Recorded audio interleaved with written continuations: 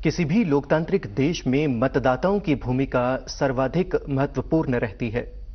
और बात जब दुनिया के सबसे बड़े लोकतंत्र हमारे भारतवर्ष की हो तो मतदाताओं की जो भूमिका है वो कई गुना अधिक बढ़ जाती है। नमस्कार, मैं हूं विजय बजाज और आज हमारे साथ हमारे स्टूडियो में मौजूद हैं जम्मू कश्मीर के चीफ इलेक्टोरल ऑफिसर और वरिष्ठ आईएएस अधिकारी पांडुरंग पोल जी। सर, आपका बहुत बहुत स्वागत है। सर, जैसा कि हम सभी जानते हैं कि हमारे केंद्र शासित प्रदेश में इन दिनों special summary revision of electoral rolls जो है वो किया जा रहा है। सर, आपसे जानना चाहेंगे क्या है ये प्रक्रिया और किस तरह से इसे जो है वो किया जा रहा है। वोटर वोटिंग करने के पहले उसको सबसे ज़रूरी रहता है रोल में एंटर करना जी। और रोल में एंटर करने के लिए हम एक स्पेशल ड्राइव चलाते हैं जिसको बोलते हैं स्पेशल समरी रिवीजन। नॉर्मली ये जनवरी में होता था। पहले 1 जनवरी को एलिजिबिलिटी डेट होती थी, जिसको जो भी मतदाता या यूथ्स 18 साल के उस दिन को होते थे तो वो रजिस्ट्रेशन कराते थे। लेकिन कोई अगर मान लीजिए 2 जनवरी की डेट ऑफ बर्थ है या मान लीजिए 1 मार्च की है, वो फिर जो है आने वाले जो 10-12 महीने जो है उसको वेट करने पड़ते थे। अभी इलेक्शन कमीशन ऑफ इंडिया ने रूल में तब्दीली करते हुए 1 जनवरी के अलावा 3 कट ऑफ डेट्स दी है, 1 अप्रैल, 1 जुलाई और 1 अक्टूबर जी। इन 3 कट ऑफ डेट्स को जो भी 18 साल का हो रहा है या होने जा रहा है, मतलब इवन कोई अक्टूबर में 18 साल का होने जा रहा है तो वो भी अभी एप्लीकेशंस दे सकता है जी।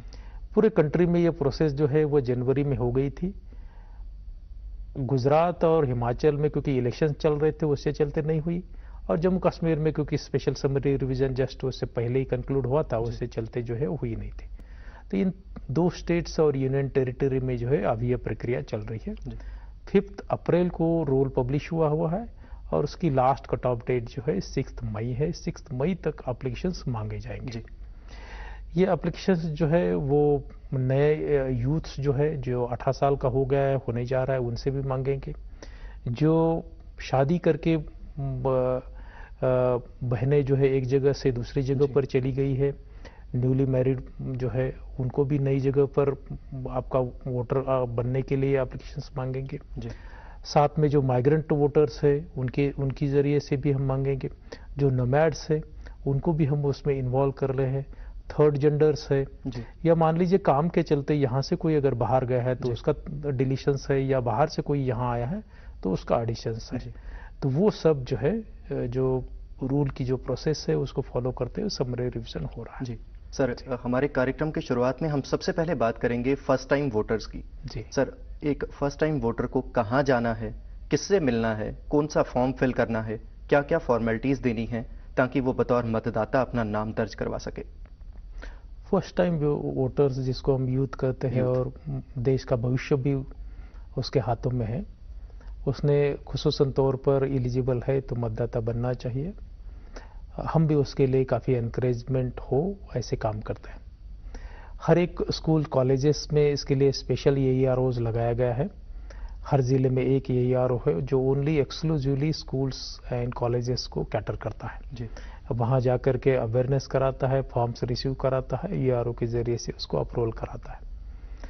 इनके लिए स्पेशल कैंप्स भी हमने यूनिवर्सिटीज़ में गुरुवार को कमिंग जो थर्सडे है उसको रखे हुए हैं, और शनिवार को जो है सैटरडे को हर एक HSS एंड कॉलेजेस से वहाँ रखे हैं ताकि ये जो यंगर यूथ्स है वो वोटर बन सके। जी सर, क्या ऑनलाइन अप्लाई किया जा सकता है? यदि हाँ तो क्या ऑनलाइन अपना एपिक नंबर डाउनलोड करना भी मुमकिन है?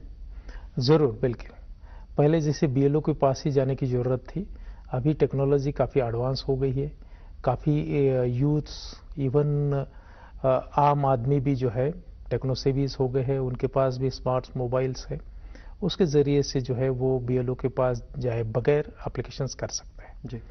www.nsvp.in पर या वोटर रजिस्ट्रेशन ऐप अपने मोबाइल पर डाउनलोड करें, जिस ज़रिए से आप फॉर्म नंबर 6 है जिसमें नया एडिशंस होता है, फॉर्म नंबर 7 है जिसमें कि डिलीशन होता है, किसी कारण डेथ हो गई है या एक जगह से दूसरी जगह चले गए, या फॉर्म नंबर 8 है जिसमें कि शिफ्टिंग हो गई है, नाम का करेक्शंस है, मैरिज होने के बाद नाम का करेक्शंस इन्वॉल्व होता है, या कोई आपको और अधिक जानकारी देनी है, मोबाइल नंबर देना है, आधार नंबर है, फॉर्म नंबर 8 के जरिए से आप रजिस्ट्रेशन करवा सकते हैं। जहां तक आपने कहा कि खुद ब खुद कोई ईपिक डाउनलोड कर सकता है क्या, ये भी फैसिलिटी इसमें है। इसके लिए मतदाता को अपना आधार नंबर और आधार लिंक्ड जो मोबाइल है वो नंबर देना होता है।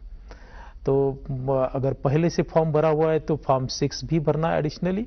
अगर पहली बार फॉर्म भरने जा रहा है तो उसमें भी ये नंबर रहता है, आधार का नंबर और आधार लिंक्ड जो उसका जो मोबाइल नंबर है वो उस पर भरेगा। तो जब फाइनल रोल पब्लिश हो जाएगा, फाइनल रोल पब्लिकेशंस के बाद सेम वेबसाइट पर वो जाए nsvp.in पर, और वहाँ जाकर के जो है अपने ये पर्टिकुलर्स भरे, नाम और आधार नंबर या मोबाइल नंबर, उसको अपना स्क्रीन पर वोटर आईडी कार्ड देखेगा, पर्टिकुलर्स वो चेक करेगा, पर्टिकुलर्स सही अगर है तो उसको प्रिंट निकाल सकता है, डाउनलोड कर सकता है। काफ़ी आसान प्रक्रिया है। सर, एक बहुत बड़ी संख्या उन बहनों की है जो शादी करके एक जगह से दूसरी जगह चली जाती हैं। जी सर, उन केसेस में किस तरह से प्रोसीड किया जाता है? किस तरह से एक नवविवाहिता जो है वो अपना नाम एक जगह से दूसरी जगह ट्रांसफर करवा सकती है? सर, इसके लिए अगर मान लीजिए पेरेंट्स के गांव में उन्होंने अगर पहले से मतदाता बनी है तो उनको नई जगह पर फॉर्म 8 भरना है। जी। फॉर्म 8 भरने के लिए शादी का कार्ड या जो जिनके यहाँ शादी हुई है, अपने हस्बैंड का ईपिक कार्ड या अपने जो इन लॉज है इनका ईपिक कार्ड या कोई पर्टिकुलर डॉक्यूमेंट्स उनके साथ जोड़े। पुरानी जगह की एनओसी की जरूरत नहीं है। जी। तो फॉर्म नंबर 8 भरने के बाद वो जो है रजिस्ट्रेशन करवा सकती है। उसी पर रहता है कि पुराने कौन से पार्ट में, कौन से असेंबली में, कौन से गांव में उनका वोटर नाम था। जी। तो ऑटोमेटिकली जो है वहां से वो डिलीट हो जाएगा, नई जगह पर वो ऐड हो जाएगा। नई जगह पर जब ऐड होता है सिर्फ उनकी जगह ही नहीं चेंज होती है, उनका नाम भी चेंज हो जाता है, क्योंकि पहले पिताजी का नाम रहता है, अब हस्बैंड का नाम आता है, तो नाम के साथ जो है नई जगह पर रजिस्ट्रेशन उनमें हो जाता है। जी। कोई उसमें डिफिकल्ट प्रोसेस नहीं, काफ़ी सेम प्रोसेस है और आसान है। जी सर, जम्मू कश्मीर में जब आखिरी बार चुनाव हुए थे तो हमने देखा था चुनाव आयोग ने जो दिव्यांग जन हैं उनके लिए बेहद व्यवस्थित, बेहद सुचारू प्रबंध किए थे। जी। तो दिव्यांग जनों के नाम जब मतदाता सूचियों में जोड़ने की बात आए तो किस तरह से इनको प्राथमिकता दी जाती है? सर, किस तरह से फैसिलिटेट किया जाता है इनको? स्पेशली एबल्ड भी जो है कंट्री का सिटीजन है। जी। और उसको भी सेम राइट्स है, उसको भी सेम हकूक है जो कि एक आम आदमी के लिए। उसी के तौर पर जो है जो भी स्पेशली एबल्ड पर्सन्स है, अगर 18 साल के हो गए हैं, वहाँ की रिहाइश रखते हैं तो वो रजिस्ट्रेशन करवा सकते हैं। रजिस्ट्रेशन करवाने के लिए हर कोई फॉर्म में एक पर्टिकुलर कॉलम दिए हुए हैं जिसमें कि वो अपनी डिसेबिलिटीज़ डिस्क्लोज करें। जैसे कोई लोकोमोटिव डिसेबिलिटीज़ है, ब्लाइंडनेस है, डेफ एंड डम है या अदर किस्म की डिसेबिलिटीज़ है, उस पर वो लिख सकता है। वो लिखने से हमें पता चलेगा कि उस पर्टिकुलर पोलिंग बूथ के एरिया में कितने डिसेबल्ड पर्सन्स रहते हैं और कौन कौन सी टाइप की डिसेबिलिटीज़ उनमें है, ताकि उनको उस हिसाब से वहाँ उस पोलिंग स्टेशन में हम फैसिलिटीज़ रख सकें। जैसे लोकोमोटिव डिसेबिलिटीज़ के लिए व्हीलचेयर्स है, रैम्प्स है, ब्लाइंड पर्सन्स के लिए ब्रेल की लिपि है, या दूसरे जो रहते हैं अदर किस्म की डिसेबिलिटी, उनके हिसाब से जो हम सहूलियत रख सके या उनके साथ असिस्टेंट दी जा सके। असिस्टेंट पर्सन जो है उनको जो वोटर कंपार्टमेंट है वहाँ तक जो है वो ले जा सके, ये सब सुविधाएं कर रहे हैं। तकरीबन जो है 80,000 के करीब पर्सन्स विद डिसेबिलिटीज़ रजिस्ट्रेशन हुए हैं अब तक। जिन्होंने पहले से रजिस्ट्रेशन कर चुके हैं उनसे भी हम फॉर्म 6B भरा रहे हैं, जिसमें कि वो अपना पर्टिकुलर्स दे सके एडिशनली, डिसेबिलिटी की टाइप और कौन सी किस्म की है, कितना परसेंटेज, मिनिमम 40% उनको डिसेबिलिटीज़ होनी चाहिए। वो जब हमारे पास आ जाएगा तो हम इनकी वोटिंग जो है बहुत आसान तरीके से उनको कोई डिफ़िकल्टी जाए बगैर करवा सकेंगे। जी सर, बात थर्ड जेंडर की करें, ट्रांसजेंडर्स हमारे समाज का अहम हिस्सा हैं लेकिन काफ़ी अनदेखी का शिकार भी हुए हैं। तो सर, आपके द्वारा इनको किस तरह से फैसिलिटेट किया जा रहा है, इनके नाम किस तरह से जोड़े जा रहे हैं? हर कोई गवर्नमेंट की पॉलिसीज़ में इंक्लूडिंग एनरोलमेंट में थर्ड जेंडर को रजिस्ट्रेशन करने के लिए कॉलम बढ़ाया गया है। पहले नॉर्मली मेल फीमेल ही जेंडर में पूछा जाता था, अब थर्ड जेंडर भी पूछा जा रहा है। और थर्ड जेंडर्स के जो एरियाज रहते हैं, नॉर्मली चौराहे रहते हैं या पर्टिकुलर बस्ती रहती है, वहाँ भी हम कंसंट्रेट करते हैं। इवन उनमें से कोई अगर अच्छा व्यक्ति है जो दूसरों को अपील करना चाहता है, बोल सकता है, एक रोल मॉडल के तौर पर है, तो उनको हम आइकॉन डिक्लेयर करते हैं। यहाँ जम्मू में ही रिसेंटली हमने एक ऐसे व्यक्ति को आइकॉन डिक्लेयर किया है जो अपने समाज में थर्ड जेंडर कम्युनिटी में जो है उसकी अवेयरनेस स्प्रेड कर सके और उनको मैक्सिमम एनरोल करवा सके जो लोग एलिजिबल है, और जो है उनको फैसिलिटेट कर सके, उसके लिए हम काम कर रहे हैं। जी सर, कश्मीरी पंडित माइग्रेंट्स की बात करें, घाटी से विस्थापित हुए और देश के विभिन्न हिस्सों में जाकर वो बसे हैं। जी सर, कश्मीरी पंडित माइग्रेंट्स के लिए क्या क्या प्रोविजन है, इनको किस तरह से आप जोड़ते हैं सर? बेसिकली माइग्रेंट्स को एक स्पेशल वोटर के तौर पर हम देखते हैं और वही स्टेटस उनको दिया गया है, क्योंकि उनको ऑर्डिनरी रेसिडेंट्स वहाँ का होने की ज़रूरत नहीं है, क्योंकि वैली से ये विस्थापित हुए हैं अपने विलिंगनेस के अगेंस्ट। परिस्थितियां बनने के चलते जो है मजबूरन उनको एक जगह से दूसरी जगह जाना पड़ा, माइग्रेट होना पड़ा है। तो ये देखते हुए जो है उनको ऑर्डिनरी रेसिडेंट्स वैली का होने की ज़रूरत नहीं है, वो डीम्ड है कि वहाँ के ऑर्डिनरी रेसिडेंट्स हैं, तो उनको स्पेशल रजिस्ट्रेशन, स्पेशल वोटर्स के तौर पर हम देखते हैं। और स्पेशल वोटर्स को रजिस्ट्रेशन करने के लिए रिलीफ एंड रिहैबिलिटेशन ऑर्गेनाइजेशन जो है उनके ज़रिए से हम काम कर रहे हैं। तकरीबन 4 स्पेशल AROs लगाए हैं, एक जम्मू में है, एक उधमपुर में है और 2 दिल्ली में लगाए हैं। दिल्ली में से जो 2 है, एक जो आज़ादपुर मंडी है वहाँ बैठते हैं deputy director planning and marketing, और दूसरे जो है रेजिडेंट कमिश्नर ऑफिस जो पृथ्वीराज मार्ग पर है वहाँ बैठते हैं डिप्टी सेक्रेटरी।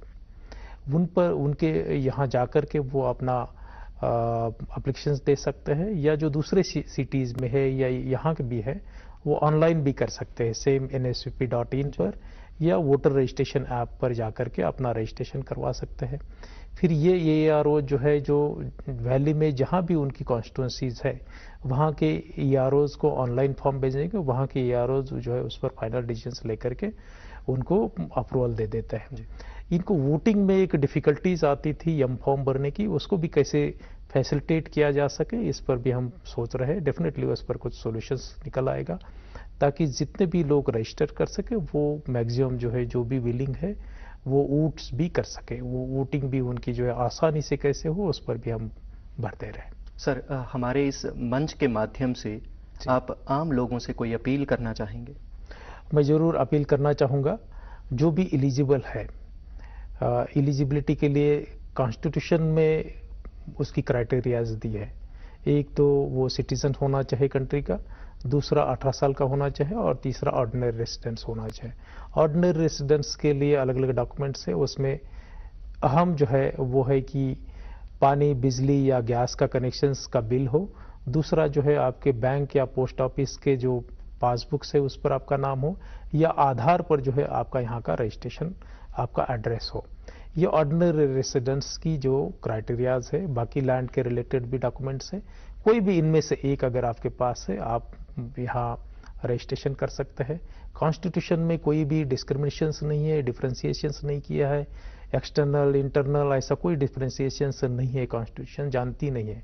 ये कॉन्स्टिट्यूशन एलिजिबिलिटीज़ है, कॉन्स्टिट्यूशनल राइट्स है हमारे, और उसके हिसाब से जो है हमने रजिस्ट्रेशन करना चाहिए।